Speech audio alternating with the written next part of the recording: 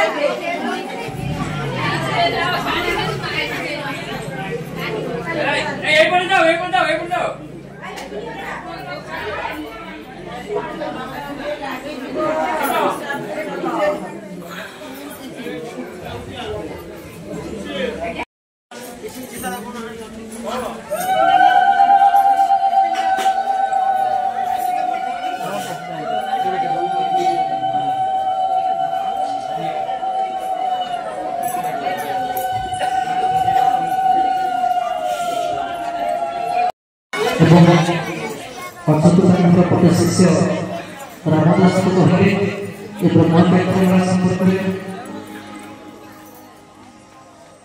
आज प्राय 40 वर्ष धरी ब्रह्मव्याख्यानमाला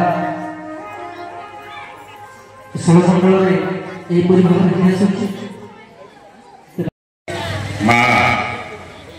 सिद्धेश्वरी विद्यार्थी भूलानंद गवार हरि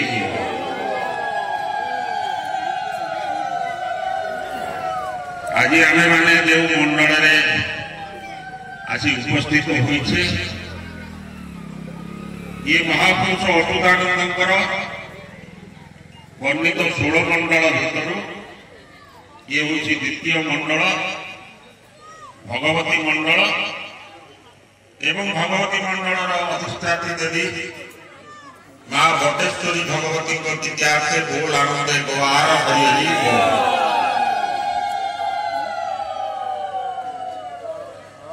आज ब्रह्म एकाक्षर मेला ये गहन दल मुख्य सचेतक स्रष्टा राजाश्री नरसिंहदेव विद्यार्थी भूलानंद गवार हरि गहन दल सभापति प्रोफेसर डॉक्टर माँ स्नेहमयी विद्यार्थी भूलानंद गवार हरि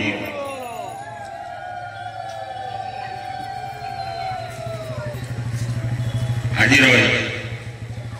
मार्शाघाई अंचल उपस्थित समस्त सनातन धर्म प्रेमी माँ मौसी भाई भौणी एवं बापा माँ पादतल कोटि जन्मर शरण से विद्यार्थी भूलानंद गवार हरि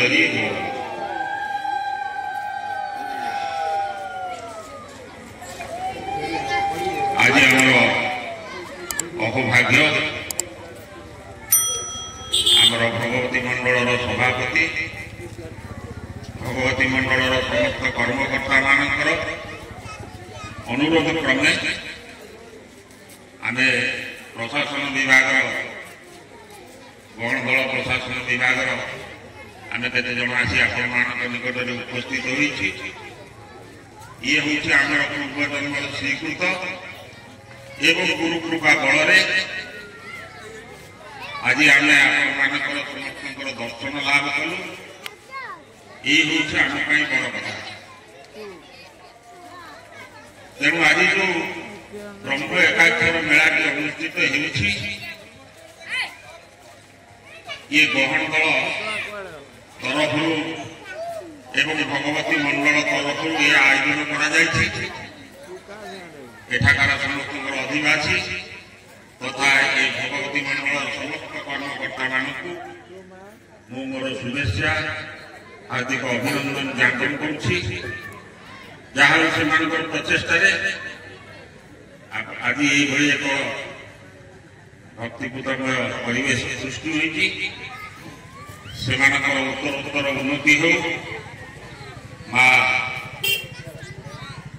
भगवती से सहाय हो ये धर्म काम ये सनातन धर्म संस्थापन कार्य से अग्रसर हो भूलानंद गवार हरि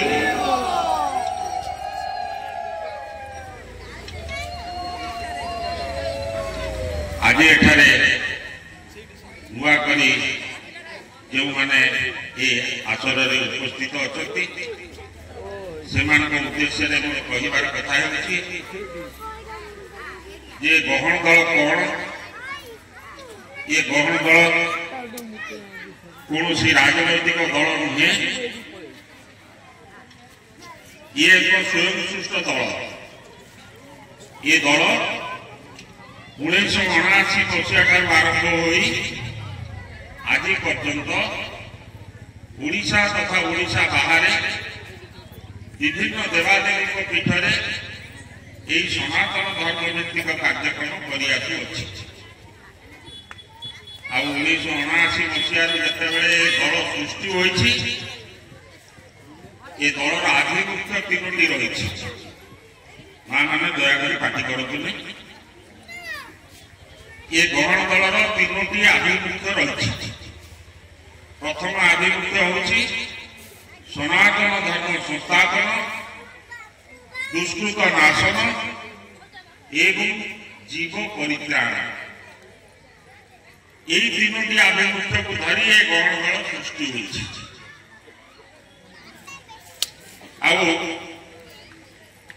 आपने देखिए आमर जो बैनर टे टंगाई से लिखाई धर्म सनातन दल ग्रहण एवं अवतार होती कल्पना तेणु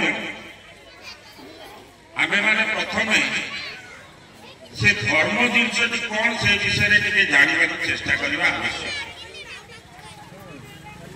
ये 2टी अक्षर धर्म 2टी अक्षर किंतु यार व्यापकता बहुत अधिक आमे धर्म कहले कौन बुझु धर्म कहले धारयति दश धर्म जी आम को धारण करछंती आम मान किए धारण करछंती आमको ये धरित्री धारण करछि केवल आम मान नुहे ये चकना कोटी जीव जंतु समस्त को ये धरित्री धारण करछि किंतु आमे माने जते बेले समस्त गोटी गोटी जीव भाव रे संसार को आसीचे गोटे दुर्लभ मानव जन्म नहीं कि ये संसार को आसीचे गोटे जीव भाव रे संसार को आसीचे ये जीव को किए धरी रखिछि सेठी रहिछि कथा सेही होछि धर्म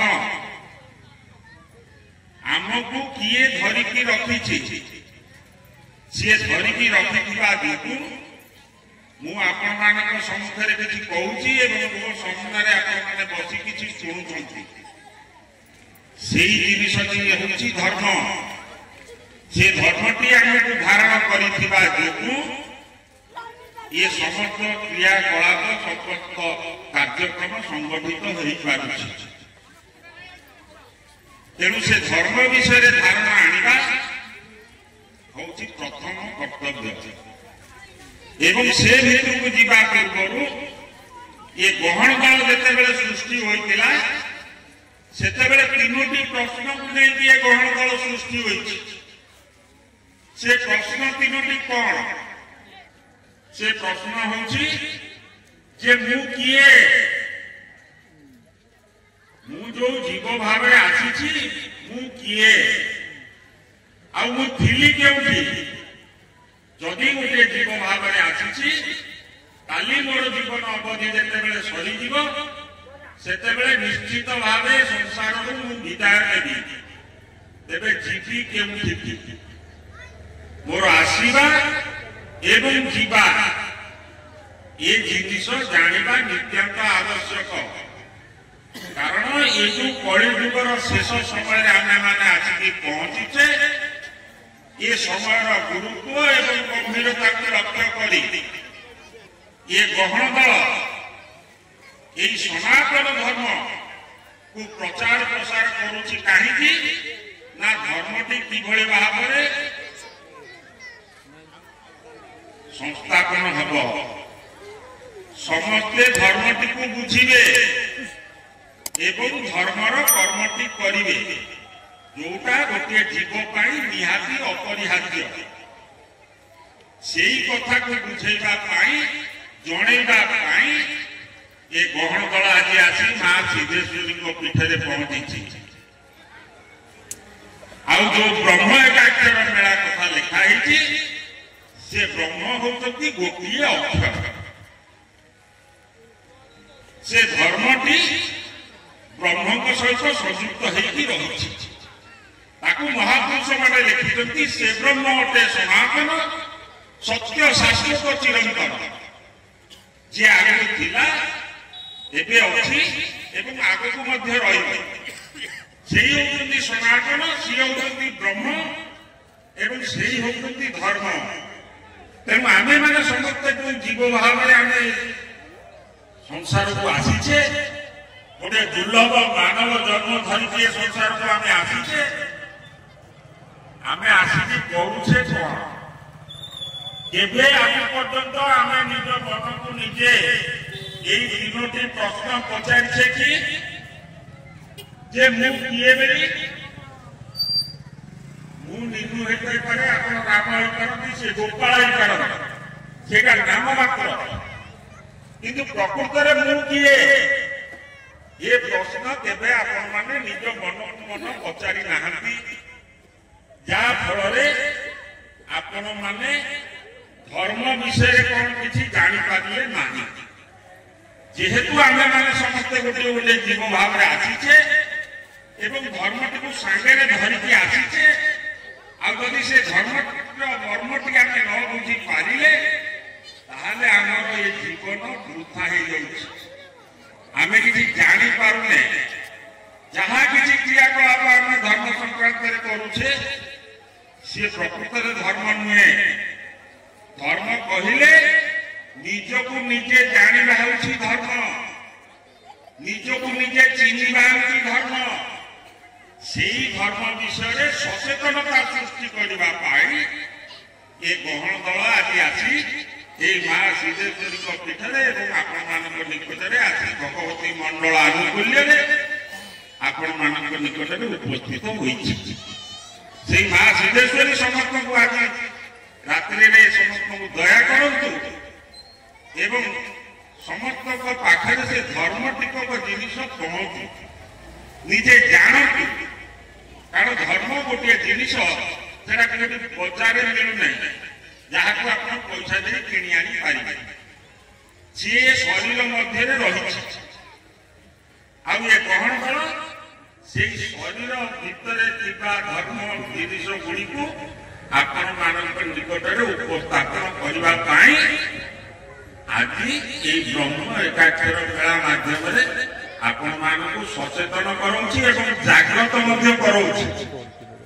କାରଣ ଆଗାମୀ ସମୟ ଯୋଉଭଳି ଭାବରେ ସମୟ ଆସୁଛି ସେ ସମୟକୁ ଲକ୍ଷ୍ୟ କରି ଏ ସମସ୍ତ ଜିନିଷ କାର୍ଯ୍ୟକ୍ରମ ଏ ଭାଇମାନେ ଆମର ହାତକୁ ନେଇଛନ୍ତି, ମା ମାନେ ହାତକୁ ନେଇଛନ୍ତି। ତେଣୁ ସେ ଧର୍ମ ଟିକକ ଜାଣିବା ନିହାତି ଦରକାର। ଆଉ ଇଏ ଆସିଲା କେଉଁଠୁ? ଏ ଧର୍ମ ଟିକକ ଜିନିଷ ଆସିଲା କେଉଁଠୁ?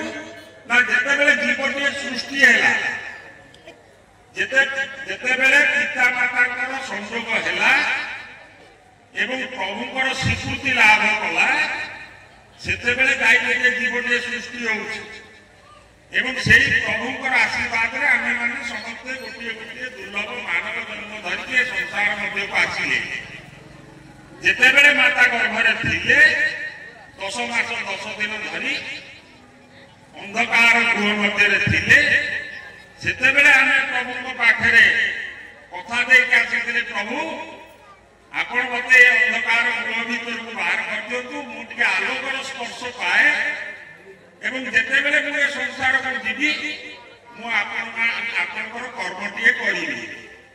କିନ୍ତୁ ଯେତେବେଳେ ଆମେ ଭୂମିଷ୍ଠ ହେଲୁ, ମାଙ୍କ ଗର୍ଭରୁ ଯେତେବେଳେ ଆମେ ଭୂମିଷ୍ଠ ହେଲୁ, ଗୋଟିଏ ଅକ୍ଷର ଧରିକି ଆସିଥିଲୁ, କିନ୍ତୁ ଯେତେବେଳେ ଭୂମିଷ୍ଠ ହେଲୁ ଆଉ ଗୋଟିଏ ଅକ୍ଷର ଧରିଲୁ, କୁଆଁ ଅକ୍ଷର ଧରିଲୁ ଏବଂ କାମନା ଭିତରେ ଆମେମାନେ ସମସ୍ତେ ଗତାଗତ କରିବାକୁ ଲାଗିଲୁ। ଯାହା ଫଳରେ ଆମ୍ଭେ ମୂଳ ଯୋଉ ଜିନିଷଟା ପ୍ରଭୁଙ୍କୁ ଦେଇଥିଲେ କଥା ଦେଇଥିଲେ ସେ କଥାଟିକୁ ଆମେ ପାଶୋରି ଦେଲେ। ତେଣୁକରି ଆମେ ଜାଣିପାରିଲୁ ନାହିଁ ଆ ଭିତରେ କେତେ ସମୟ ପଳେଇଗଲା, କିଏ ଜାଣେ କାହାର ଜୀବନ ଅବଧି କେବେ ଆସିବ, କଣ ହବ କେହି କିଛି କହିପାରିବେ ନାହିଁ। ଜନ୍ମ ମରଣ ଭରସା କହି ନ ପାରନ୍ତି ପୁରୁଷା। କାହାର କେତେବେଳେ ସମୟ ଆସିବ, କିଏ କେତେବେଳେ ପଳେଇବ, କିନ୍ତୁ ଆମେ ଆସିଥିଲୁ କଣ ପାଇଁ ଆଉ ଚାଲିଗଲୁ କଣ ପାଇଁ, ସେ ବିଷୟରେ ଆମର ଧ୍ୟାନ ଏବଂ ଧାରଣା କିଛି ରହିଲା ନାହିଁ। ଆମ ଭିତରେ ସେ ସଚେତନତା ସୃଷ୍ଟି ହେଲା ନାହିଁ ଯେ ମୁଁ ଜୀବଟିଏ ହେଇକି ଆସିଥିଲି, ଗୋଟେ ଦୁର୍ଲଭ ଜିନିଷ କଣ ଗୋଟେ ଶରୀର ଭିତରେ ମୁଁ ଧରିକି ଆସିଥିଲି। ସେଇ ଦୁର୍ଲଭ ଜିନିଷଟି ହଉଛି ବ୍ରହ୍ମ। ସେ ବ୍ରହ୍ମରୁ ଆମେ ଆସିଛେ, ସମସ୍ତେ ଆସିଛେ, ସକଳ କୋଟି ଜୀବ ଜନ୍ତୁ ସମସ୍ତେ ସେ ବ୍ରହ୍ମଙ୍କ ପାଖରୁ ଆମେ ଆସିଛେ। ଆଉ ସେ ବ୍ରହ୍ମ ହଉଛନ୍ତି ଗୋଟିଏ ଅକ୍ଷର। ସେଇ ଗୋଟିଏ ଅକ୍ଷରକୁ ଧରିକି ଆସିଥିଲେ। ସେ ଯୋଉ ଗୋଟିଏ ଅକ୍ଷର, ସେ ଅକ୍ଷରଟି ହଉଛି ଆପଣମାନଙ୍କ ନାମ ଯାହା, ଏ 56 କୋଟି ଜୀବଜନ୍ତୁ ସମସ୍ତଙ୍କ ନାଁ ହଉଛି ସେଇ ଗୋଟିଏ ଅକ୍ଷର ଏବଂ ପ୍ରଭୁଙ୍କ ନାଁ ମଧ୍ୟ ସେଇ ଗୋଟିଏ ଅକ୍ଷର। ସେଥିପାଇଁ ଇଏ ବ୍ରହ୍ମ ଏକାକ୍ଷର ମେଳାଟି ଏଠାରେ ଅନୁଷ୍ଠିତ ହେଉଅଛି। ସେ ବ୍ରହ୍ମ ହଉଛନ୍ତି ଗୋଟିଏ ଅକ୍ଷର, ଆଉ ସେ ବ୍ରହ୍ମଟି ହଉଛନ୍ତି ସ୍ୱୟଂ ଧର୍ମ ଅବତାର। ସିଏ ସ୍ୱୟଂ ଧର୍ମ, ବ୍ରହ୍ମ ହିଁ ଧର୍ମ। ଏବଂ ସେ ବ୍ରହ୍ମଙ୍କର ଅଂଶଟି ଆମ ପାଖରେ ଥିବା ଯୋଗୁଁ ତାକୁ ମହାପୁରୁଷ ଅଚ୍ୟୁତାନନ୍ଦ କହିଛନ୍ତି ଯେ 56 କୋଟି ଜୀବଜନ୍ତୁ ସର୍ବ ଘଟେ ଏକତ୍ୱ, ଲୀଳା ନିମନ୍ତେ ନାନାକାର ଭଣେ ଦିନ ଅଚ୍ୟୁତ। ମହାପୁରୁଷ ଅଚ୍ୟୁତାନନ୍ଦଙ୍କ ବିଖ୍ୟାତ ବୋଲ ଆନନ୍ଦ କୁଆର ହରି ହରି ବୋଲ।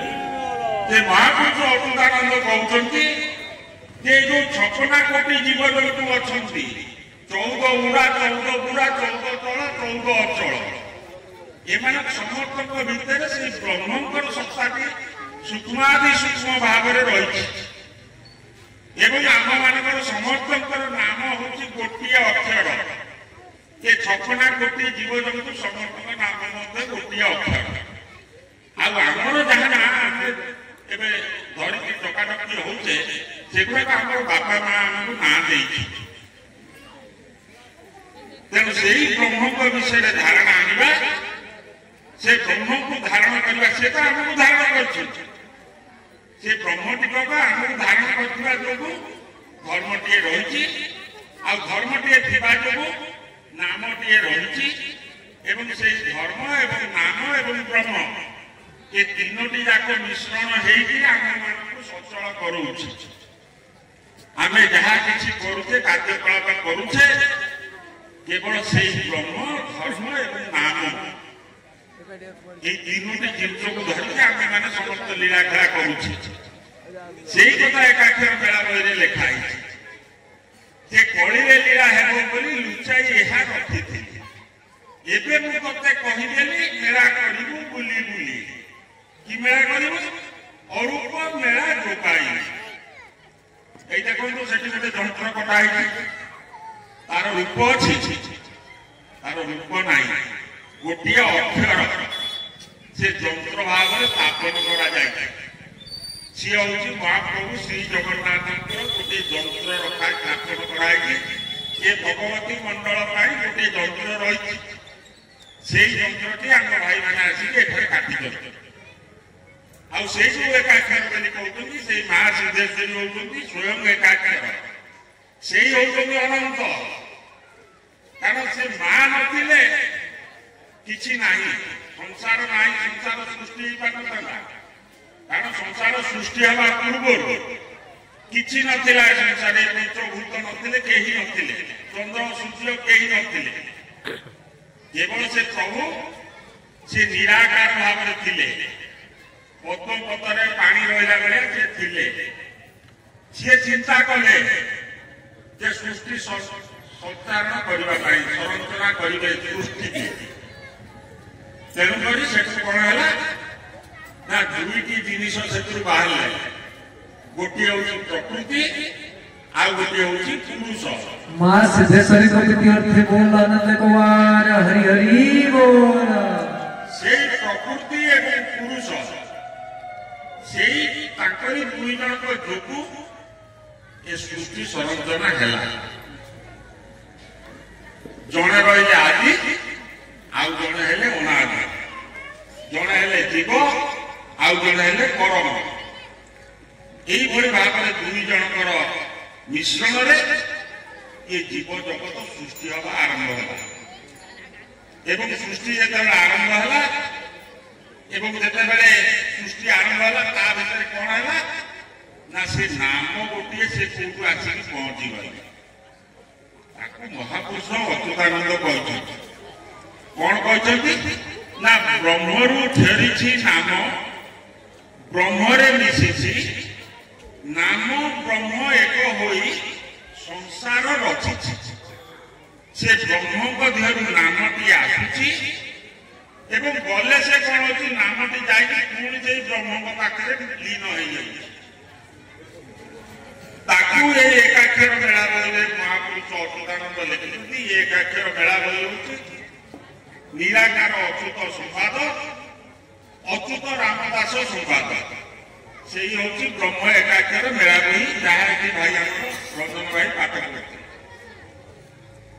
তেমন সমস্ত জিনিস সেই ব্রহ্মরু ফেরিଛନ୍ତି, সে নাম ভাবে ফেরিଛନ୍ତି। তা মানে ব্রহ্মর স্বরূপ হচ্ছে নাম। ଆଉ କଳି ଯୁଗରେ ନାମ ସାର ବୋଲି କୁହାଯାଉଛି। ସେ ନାମ କୋଉଭଳି ଭାବରେ ସୃଷ୍ଟି ହଉଛି କଣ ହଉଛି ସେ ସମସ୍ତ ଜିନିଷ ରହିଛି। কিন্তু সে সমস্ত বিষয়କୁ ଯିବା ପୂର୍ବରୁ ଆପଣମାନେ ସମସ୍ତେ এই ତିନୋଟି ପ୍ରଶ୍ନକୁ ଧାରଣା କରନ୍ତୁ, ମନ ଭିତରକୁ ନିଅନ୍ତୁ, ମନକୁ ତା ଭିତରେ ପୁରାନ୍ତୁ। କାହିଁକି ନା ମନ ମୋହର ନିଜକୁ ଜଗତକୁ କେତେ ପଚାରେ।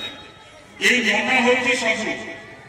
ଏ ଶରୀର ଭିତରେ ସମସ୍ତ ଜିନିଷ ବିଦ୍ୟମାନ।